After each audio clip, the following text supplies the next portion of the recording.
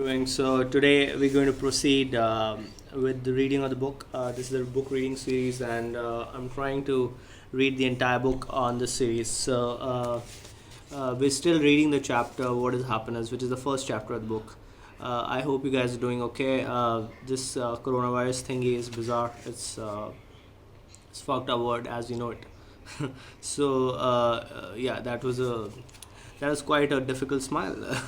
it's uh, it's taking a lot of toll on us because I want to go out like hell. I'm sure you also want to go out.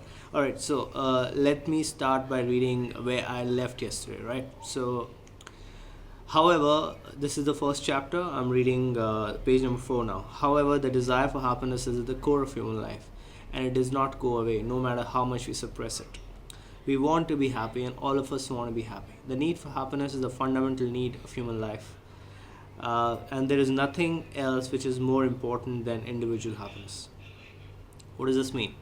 It means that eventually the need for fundamental happiness for an individual, like your happiness, is the most important thing about your life, right? It's important that you pay attention to it, and that is why we need to start the book on happiness with understanding what the definition of happiness is, right? The individual happiness, because in case you can't be happy, you can't really make anyone happy, right? So that's where we are when we're happy, we do our best work. When we're happy, we think better, we produce better outcomes. When we're happy, we're able to love with our all our heart and mind. Happiness makes us want to share our own joy. When we're happy, we want to do things which make others happy, right? Because only when we are happy, we will be able to do the things, or think about the things which could make other people also happy. Because if we're not in a positive state of mind ourselves, we will not be able to make anybody happy. There's no way we can be happy without making others happy.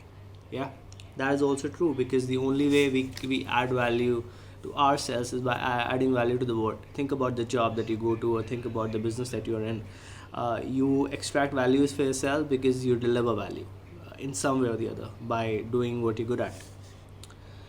There's nothing called selfish happiness. A man who only tries to make himself happy will reach nowhere in the world. Please do not get me wrong. There's nothing wrong with the idea of selfishness. However, happiness which is only self-seeking is ego-driven and self-defeating. Because if you're only trying to make ourselves happy and without doing or contributing anything to the world, it's almost impossible. We can't do it. So we have to go to a job, do something there, add value. We have to do some business. I'm making this video, and I'm trying to help you find your own happiness, right? It has to have some level of contribution, right? Our way to happiness must be able to create happiness for many people. If you're not able to share happiness, we'll not be able to experience it or enjoy it. If you're a student, imagine topping your university and having no one to share it with. If you have a job, imagine getting promoted and not having anyone who will also be happy with this piece of news. I remember when I was in college, undergraduate college, I was striving to get a first class. And for 2 years, first and second year, I was not at it. I was not getting a first class. I repeated a paper in the second year because I thought I could have done better. So in the final year, I took 5 papers, and eventually I got first class dot. And I called home. I called some of my friends. I called a friend I used to have then. Yeah. So you have to be able to share your happiness with others, right? Otherwise, what's the point? If you have a job, imagine getting promoted and not having anyone to tell who will also be happy with this piece of news. It's pointless. Happiness that cannot be shared is meaningless. Happiness has meaning only when it is shared. How do we know when we're happy? We know when we're happy when there's spring in our steps. Is it like everybody knows when they're happy, right? Everybody, all of us knows when they're happy. I mean, it's not possible that you're happy and you don't know it. That'll be quite stupid that if you don't know it, because we know it, right? We know there's something that we're feeling which is bringing us joy. So all of us know when we're happy. We know when we're happy when there's spring in our steps. Just in case this is exemplifying when we how we feel when we're happy. We know when we're happy when it's spring in our steps. We know when we're happy when the pace of heartbeat tells us that we are happy. We know we are happy when life looks like worth living. We know we're happy when we can't wait for our days to start. Different people find happiness in different ways. However, there's some universal ideas of happiness which resonate with the majority of people. And this book is about those universal ideas, because I know a lot of people tell me that happiness is subjective. It's different from one person to another, which is true. But then there are certain universal ideas which are applicable across the world. We will look at these ideas in the chapter that follow. So this is the chapter summary of the first chapter. The desire to be happy is natural and inborn. I wrote this summary just in case for you to revise what we learned in the chapter, right? The desire to be happy is natural and inborn. Children don't ask permission before doing something that makes them happy, right? They just do it. To be happy and share happiness is the purpose of human life. To be happy and share happiness is the purpose of human life. One can only be happy by making others happy, and happiness is the highest of all emotions.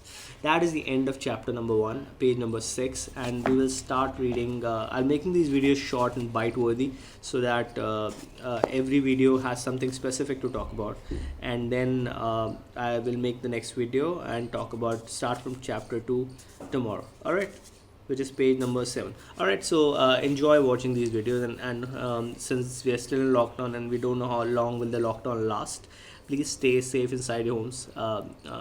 This entire lockdown has totally shaken our lives. Coronavirus is one of the worst things to happen to the planet ever since the world started, or I don't know, I haven't seen anything like this in my life. I don't know if you have. So stay safe, because there are cases happening every day, although India is not that as badly hurt as the United States is, because US right now has a million cases of coronavirus, and about 60,000 plus people have died. So stay safe, try to do whatever you can to keep yourself safe, and don't get too bogged up, right? I know everybody's work is affected. My work is also affected, and I'm trying to do as much as possible to keep myself productive and useful, like starting this series. I'm reading some stuff. I'm trying to learn new stuff which I didn't know earlier.